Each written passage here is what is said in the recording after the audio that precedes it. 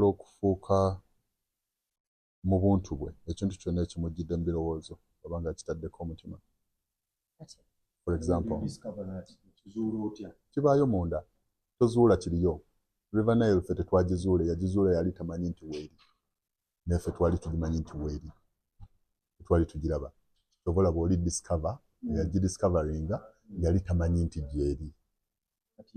Kati gwe ky'otamanyi nti gyekiri ozuula, naye ky'omanyi nti gyekiri tokizuula, okirealizinga, burealizinga okijjayo bujja n'okiraga ensi. Ku nsi tuliwo okujjayo bitulimu tubiraga abalala.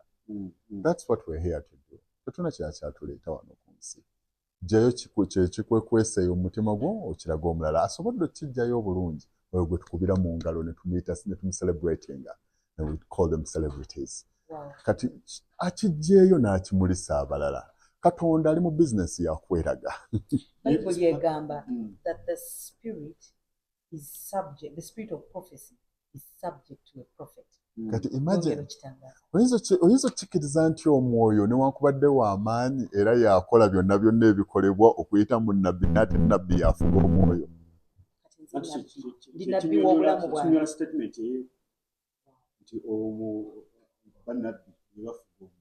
Ekikulimu kinene nnyo kisobola okuzimbulukusa ne kikufuula kyonna ky'oyagadde ne ggwe akifuga okuvaayo oba okulemerayo. Wow. So bwe nsalawo ne ŋŋamba nti nja kuba pulezidenti wa Uganda. N'okiremerako. Bw'oyina kusalawo obusazi n'okiremerako, come rain come shine, oba obulamu buli threatened oba tebuli, gwe bw'osalawo kino kyenguba. Ekyo kye kikufuula obw'enjawulo. Kubuusabuusa. Embeera ejja kulabika bw'eti ey'ekiddedde agambe wabula n'amaloboozi agamwetoolodde. Ebikere bina bitambula. Bina gye biraga mu lubiri lwa Kabaka. Bwe bitambula ne bituuka mu kibira. Byalina okuyita mu kibira ekyo ekizibu ennyo okutuuka mu lubiri.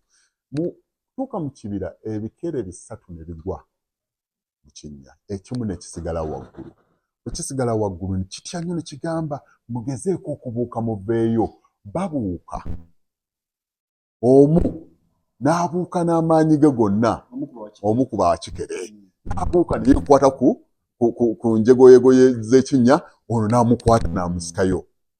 Oli ow'okubiri baali basatu abaguddeyo. Bwe yalaba ono ng'abuuse, ow'okubiri naye n'agamba nange mmalako, naye n'abuuka n'avaayo. Ow'okusatu